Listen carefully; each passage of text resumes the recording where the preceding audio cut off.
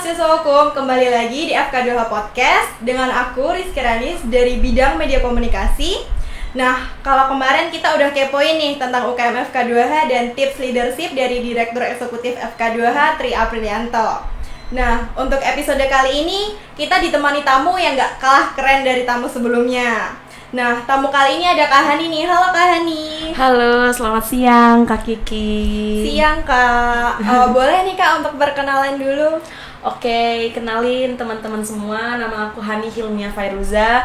Aku merupakan mahasiswa semester 5 Fakultas Hukum Universitas Jember dan di FK2H merupakan Gen 13 dan saat ini menjabat sebagai manajer bidang penelitian periode kepengurusan 2022-2023. Keren nih.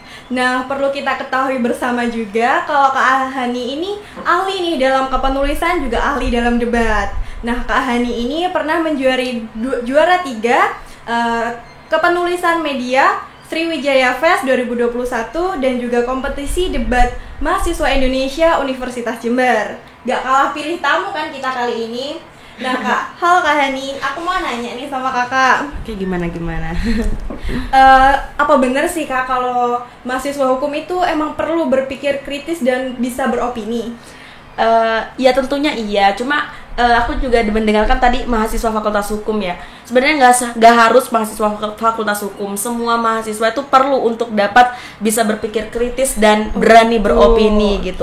Tetapi memang kita kan mahasiswa fakultas hukum yang menuntut profesi hukumnya untuk dapat harus berpikir kritis dan berani beropini. Kayak ditandai kita harus bisa membuat legal opinion yang harus kritis, terus kita nanti bisa jadi jaksa penuntut umumnya, nanti kita harus memenangkan di persidangan kita dengan berani berpendapat, berani berkata kalau ini benar dan membela klien-klien kita kayak gitu Kak Kiki. Jadi aku memang ya benar banget dan aku memang setuju terhadap bahwa seorang mahasiswa hukum itu harus berpikir kritis dan berani beropini. Karena kalau misalnya tidak berpikir kritis dan tidak berani beropini, susah gitu untuk kita dapat fight bersama teman-teman untuk dapat kita lanjut di dunia pekerjaan kayak gitu. Oke, jadi gini teman-teman, sesuai yang dibilang Kak Hani, kalau mahasiswa hukum ataupun di luar mahasiswa hukum perlu banget yang namanya berpikir kritis dan beropini. Karena nantinya di dunia kerja kita pasti akan dihadapkan permasalahan-permasalahan nih untuk kerjaan kita dan lain-lainnya itu. Makanya kita perlu nih berpikir kritis dan beropini itu sendiri. Oke Kak, dalam cara berpikir kritis ini sendiri pasti ada nih Kak hambatan-hambatannya. Gimana sih Kak cara kita nih buat berani untuk mengeluarkan opini yang kita miliki dalam publik itu sendiri? Oke, kalau berani untuk kita dapat beropini di depan publik, kalau dari aku adalah ya udah, karena kan kita merupakan mahasiswa fakultas hukum, kita mahasiswa yang independen, kita juga perlu masyarakat di mana Tridharma perguruan tinggi kita salah satunya adalah memihak masyarakat gitu ya. Jadi ya udah, kita nggak takut kalau menurut kita itu kita benar, tidak ada salahnya gitu untuk kita tetap harus beropini. Dan apa takutnya, apa yang ditakutkan gitu, karena kan siapa yang mau marah gitu kan. Iya, nah itu karena kan juga nggak tahu juga ya ini teman-teman yang lain, jadi kita pede aja gitu. Iya, selain itu kan juga kita ada gitu hak untuk kita dapat bebas berekspresi, kita dapat bebas berpendapat. Kalau misalnya anak fakultas hukum pasti tahu nih, di pasal 28A sampai J dan misal undang-undang nomor 39 tahun 1999 tentang hak asasi manusia. Ih, gitu keren kan banget nih sama Kak Hani sampai dibawain undang-undang lah teman-teman. Oke. Nah, kita ketahui juga nih Kak, dalam setiap permasalahan itu ada permasalahan yang susah banget dihadapi, ada juga yang kayak masih lempeng-lempeng aja atau abu-abu gitu Kak. Nah, ada nggak sih Kak tips dari Kak Hani sendiri cara kita tuh bisa buat opini agar nantinya tuh kita mengambil putusan yang bijak buat diri itu?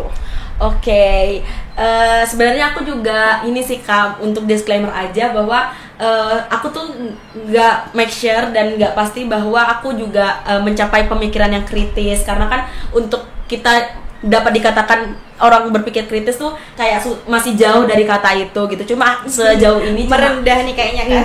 Sejauh ini kan cuma kayak bisa berusaha aja gitu kan. Cuma untuk untuk kita dapat mencapai pemikiran kritis itu dan untuk kita dapat membuat keputusan dan opini yang matang dan bijaksana itu bisalah kita asah sejari dini. Nah, kalau misalnya aku baca-bacaan, aku sering juga baca-baca, terus lihat konten-konten di TikTok gitu. Itu dengan kita selalu berpikiran terbuka gitu. Kenapa aku bilang kenapa berpikiran terbuka?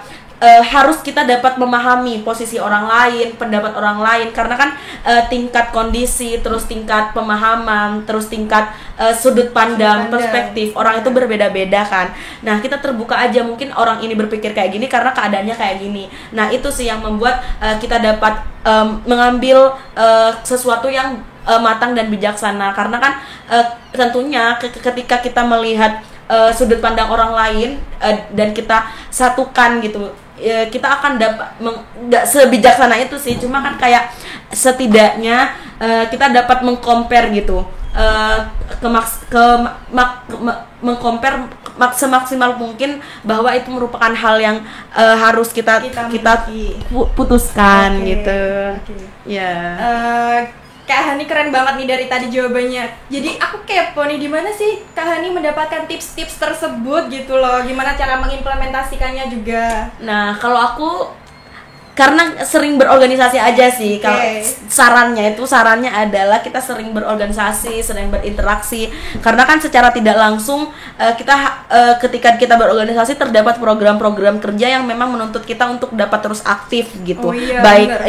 Baik memang dalam internal organisasi itu sendiri atau untuk terjun ke masyarakat gitu. Nah, untuk organisasi internal ini aku dapat di FK2H. Wih, keren banget nih. Jember. FK2H.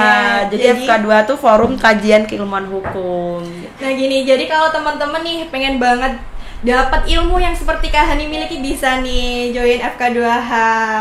Nah, oke, Kak, aku mau nanya lagi nih, Kak. Nah, semisal kan Kak Hani ini tadi ikut lomba, ada ikut keorganisasian, kepanitiaan, pasti pernah nggak sih ngerasain burnout gitu? Ada nggak sih Kak tips buat kita selesaiin burnout yang ada di diri kita itu?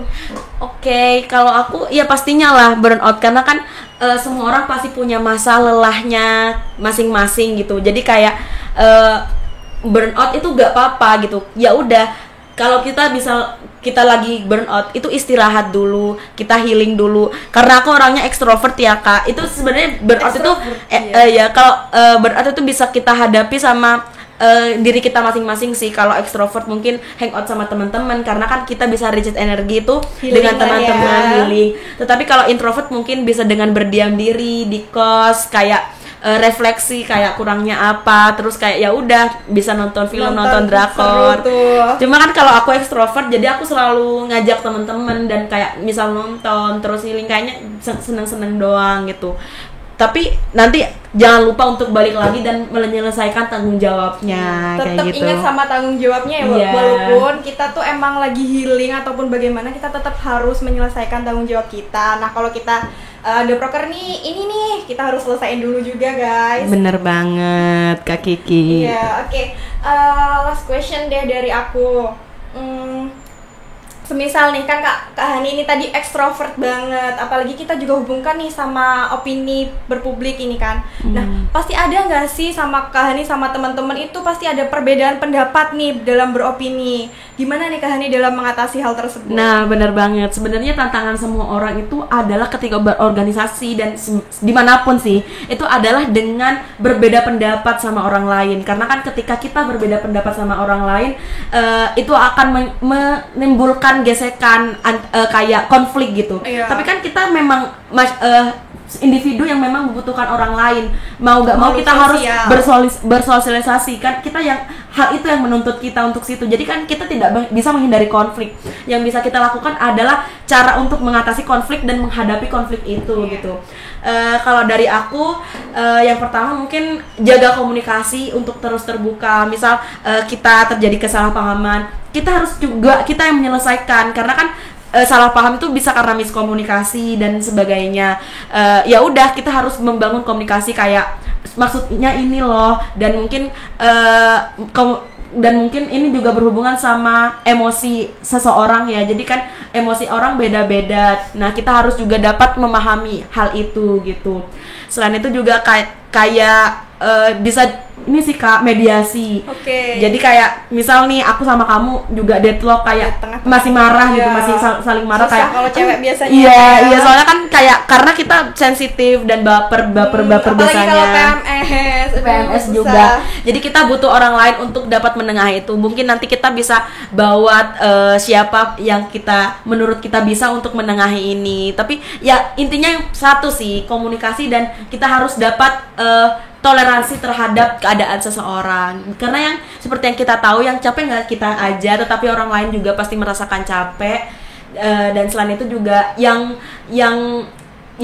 ingin didengar gak cuma kita aja, tetapi orang lain juga pastinya ingin didengar. Tetap gitu memperhatikan orang lain juga, teman-teman. Gitu. Oke nih, mungkin ada nih dari Kak Hani tips untuk teman-teman lainnya mungkin biar bisa menulis dan juga berdebat nih. Karena ini tadi berprestasi banget guys. Kalau aku itu dengan aku sering ikut lomba-lomba gitu sih. Nah kan di FK2 ini emang dari awal sejak maba itu aku terpantik untuk join di organisasi ini adalah memang karena berfokus pada kepenulisan dan debat.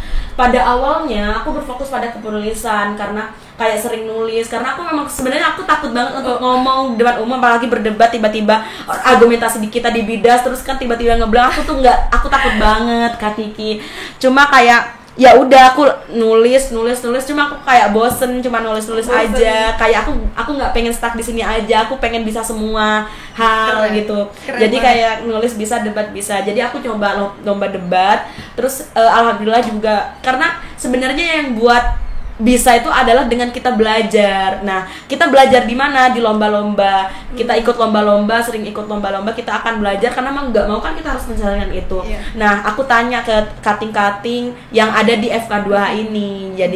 Jadi benar-benar FK2 tuh berpengaruh banget di hidup aku sih, menurut aku. Jadi kayak semua sejauh ini aku dapat itu benar-benar memang dari FK2 yang mewadahi hal ini gitu. Oke, jadi bener banget nih teman-teman bahwa FK2H itu siap mewadahi teman-teman buat berproses dari yang awalnya nggak bisa jadi semakin bisa, atau yang memang sudah bisa jadi semakin bisa. Betul banget Kak Kiki.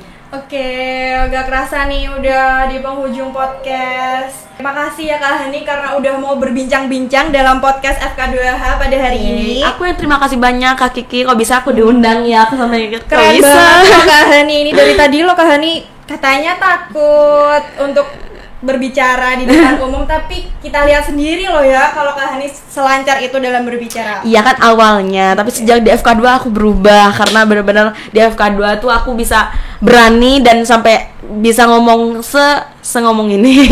Keren banget emang FK2H berarti ya. Oke, makasih ya teman-teman. Semoga bincang-bincang kita pada hari ini bisa membawa ilmu baru buat teman-teman semuanya. Jadi aku Rizky Rani dan aku Hani Hilmia. Kita pamit undur diri dan saksikan podcast selanjutnya. Dadah teman-teman, goodbye. Bye, terima kasih semuanya.